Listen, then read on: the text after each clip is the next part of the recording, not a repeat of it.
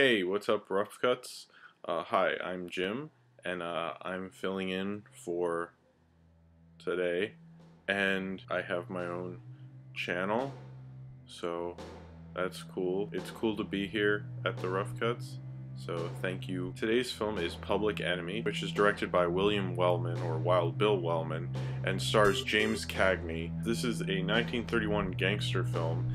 It's about a gangster named Tom Power and kind of his rise to becoming a gangster and how almost society itself made him become a gangster. This film was actually so popular when it came out, it actually played for 24 hours a day in Times Square, which is pretty impressive. James Cagney is such an intense performer, you know. I don't know, I've never seen this on the big screen. I've heard Cagney on the big screen is very intense and very like shocking and even scarier, and like his face, he has a face that works well for the screen. I mean, this is early sound era, but this is still very much showing its silent film influence. He can do dialogue very well.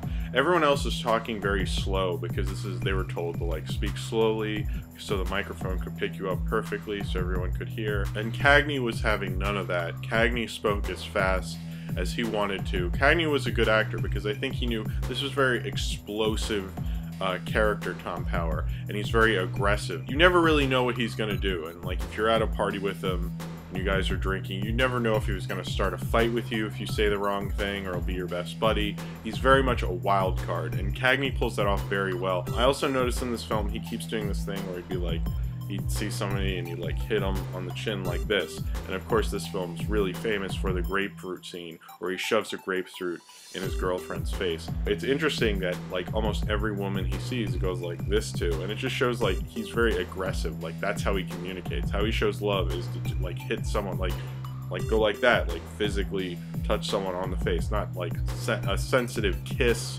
or something. He has to get his fist out and express it that way. And that kind of shows what kind of a character from the streets he is. Jean Harlow is really good in this. I think what makes Jean Harlow great is not just that she's got the platinum blonde looks and, you know, the movie star presence, but I think also that she has this accent. Like James Cagney's character would want to, you know, go out with her. Like he's like, oh, she looks good, but you know, she's like me. She sounds like she's from the streets, and like he can relate to that. I think that's why, like, you know, he did throw that grapefruit in that girl's face because he didn't like her. She wasn't like what he was. He's like this pure gangster from the streets, and like even though this is pre-code, they're still like, they don't want to anger the American public and, you know, get the government involved or anything, so they would always put a lot of things like, this could happen to you if you're a gangster. This film feels very real to me, and the way, like, there's not a lot of cutting in this film. There's a lot of things done in one shot,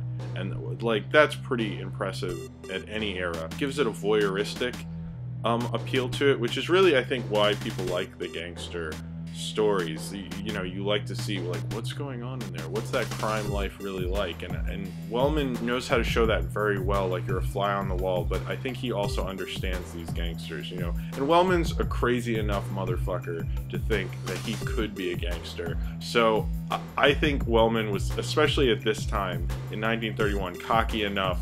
He has this shot where, like, you know, the camera's on the car and then it goes down and goes beneath the car, like it looks like they dug a hole and the car drives over it. That kind of stuff just really wasn't going on in this era. So I mean, that's stuff they would later do in Citizen Kane. Wellman was thinking outside the box. He wasn't just going for the Murnau influence that was very popular. He wanted to do different stuff and like make this film kinetic. And I think that's what makes this film such a standout, you know, from other films of this era. I mean, I know people knock films from the early 30s, like they're not that visual, but this film is very visual. He was very influential on someone like Martin Scorsese. Martin Scorsese played Public Enemy to the cast and some of the crew from The Aviator. As he also played Wellman's film Wings. And this is a big influence on Scorsese. He actually saw this in the 1954 re-release, and they re-released it with this and Little Caesar. It's simple, but it's so intense in its simplicity.